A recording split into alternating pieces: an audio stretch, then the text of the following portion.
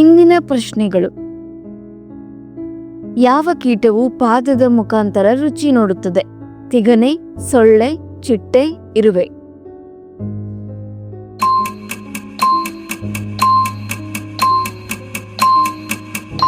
ಸರಿಯಾದ ಉತ್ತರ ಚಿಟ್ಟೆ.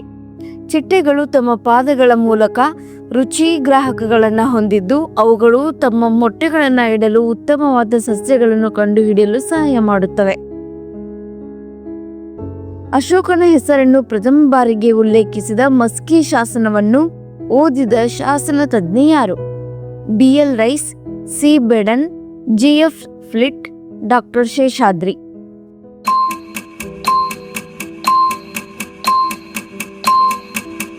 ಸರಿಯಾದ ಉತ್ತರ ಚಾರ್ಲ್ಸ್ ಬೇಡನ್. ಮಾಸ್ಕಿ ಶಾಸನವು ಅಶೋಕನ ಹೆಸರನ್ನು ಹೊಂದಿರುವ ಮೊದಲ ಶಾಸನವಾಗಿದೆ. ರಾಯಚೂರು ಜಿಲ್ಲೆ ಲಿಂಗಸೂರು ತಾಲೂಕಿನ ಮಸ್ಕಿ ಗ್ರಾಮದಲ್ಲಿ ಕಂಡುಬಂದಿದೆ. 1915ರಲ್ಲಿ ಚಾರ್ಲ್ಸ್ ಬಾಡೆನ್ ಎಂಬ ವ್ಯಕ್ತಿ ಈ ಶಾಸನವನ್ನ ಓದಿದರು. ರಾಷ್ಟ್ರೀಯ ಸಾಗರಶಾಸ್ತ್ರ ಸಂಸ್ಥೆಯ ಕೇಂದ್ರ ಕಚೇರಿ ಯಾವ ರಾಜ್ಯದಲ್ಲಿದೆ? Maharashtra, Kerala, Karnataka, Goa.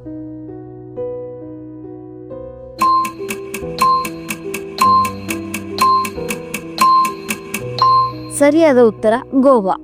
National institute of ಓಷಿಯಾನೋಗ್ರಫಿ ಗೋವಾದ ಡೋನಾಪೌಲಾದಲ್ಲಿ ಪ್ರಧಾನ ಕಚೇರಿಯನ್ನು ಹೊಂದಿದೆ.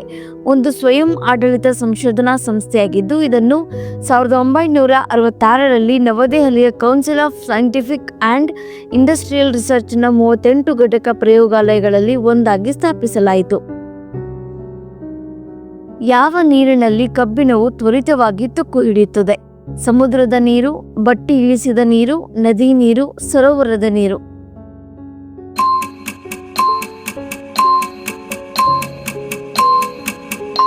ಸರಿಯಾದ ಉತ್ತರ ಸಮುದ್ರದ ನೀರು.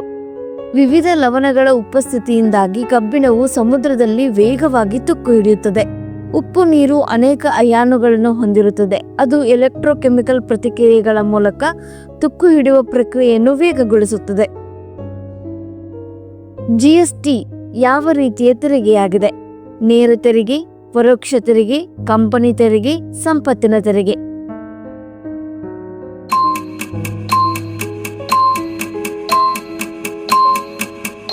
ಸರಿಯಾದ ಉತ್ತರ ಪರೋಕ್ಷ ತೆರಿಗೆ. GST ಅಥವಾ ಸರಕು ಮತ್ತು ಸೇವಾ ತೆರಿಗೆ ಸರಕು ಮತ್ತು ಸೇವೆಗಳ ಪೂರೈಕೆಯ ಮೇಲೆ ವಿಧಿಸಲಾದ ಪರೋಕ್ಷ ತೆರಿಗೆಯಾಗಿದೆ. ಇದು ಬಹು ಹಂತದ ಗಮ್ಯಸ್ಥಾನ ಆಧಾರಿತ ತೆರಿಗೆಯಾಗಿದ್ದು, ಪ್ರತಿ ಮೌಲ್ಯ ಸೇರ್ಪಡೆಯ ಮೇಲೆ ವಿಧಿಸಲಾಗುತ್ತದೆ.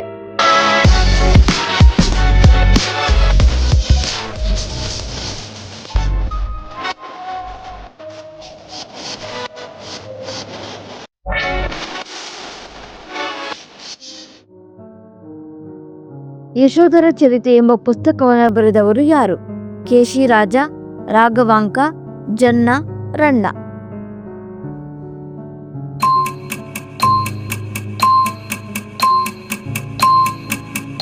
ಸರಿಯಾದ ಉತ್ತರ ಜನ್ನ.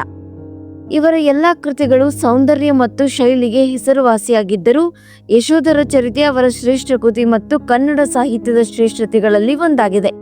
ಆದಿಕವಿ ಪಂಪನಷ್ಟು ಪ್ರಸಿದ್ಧಿ ಪಡೆಯದಿದ್ದರೂ ಕನ್ನಡ ಸಾಹಿತ್ಯದಲ್ಲಿ ಜನ್ನನಿಗೆ ಮಹತ್ವದ ಸ್ಥಾನವಿದೆ. ಆರ್ಕಿಯೋಪ್ಟೆರಿಕ್ಸ್ ಯಾವುದಕ್ಕೆ ಸಂಬಂಧಿಸಿದೆ? ಸಸ್ತನಿಗಳು, ಮ್ಯಾಮಲ್ಸ್, ರೆಪ್ಟೈಲ್ಸ್, ಬರ್ಡ್ಸ್ ಮತ್ತು ರೆಪ್ಟೈಲ್ಸ್.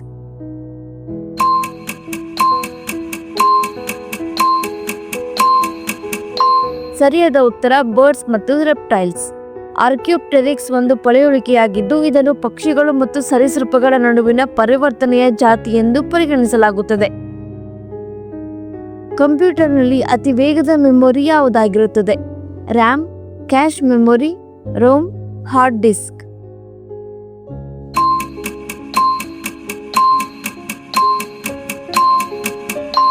ಸರಿಯಾದ ಉತ್ತರ ಕ್ಯಾಶ್ ಮೆಮೊರಿ.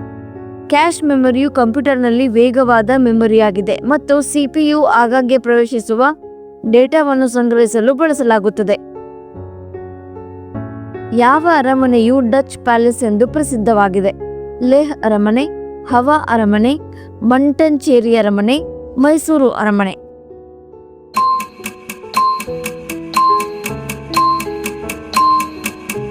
ಸರಿಯಾದ ಉತ್ತರ ಮಂಟಂಚೇರಿ ಅರಮನೆ. ಭಾರತದ ಕೇರಳದ ಕೊಚ್ಚಿಯಲ್ಲಿರುವ ಮಂಟಂಚೇರಿ ಅರಮನೆಯನ್ನು ಡಚ್ ಪ್ಯಾಲೇಸ್ ಎಂದು ಕರೆಯುತ್ತಾರೆ, ಏಕೆಂದರೆ ಡಚ್ಚರು ಅರಮನೆಗೆ ಪ್ರಮುಖ ರಿಪೇರಿ ಮಾಡಿದರು. ಪೋರ್ಚುಗೀಸರು 1545ರಲ್ಲಿ ಕೊಚ್ಚಿನ್ ರಾಜ ವೀರ ಕೇರಳವರ್ಮ ಸಾಮ್ರಾಜ್ಯಕ್ಕೆ ಉಡುಗೊರೆಯಾಗಿ ಅರಮನೆಯನ್ನು ನಿರ್ಮಿಸಿದರು. ಕೆಳಗಿನವುಗಳಲ್ಲಿ ಯಾವುದು ಭಾರತದ ಅತಿ ದೊಡ್ಡ ಕಲ್ಲಿದ್ದಲು ಕ್ಷೇತ್ರವಾಗಿದೆ? ಜರಿಯಾ, ಯಲ್ಲಾಂಡು, ರಾಂಪುರ್, ಗೋರ್ಬಾರಿಕ್.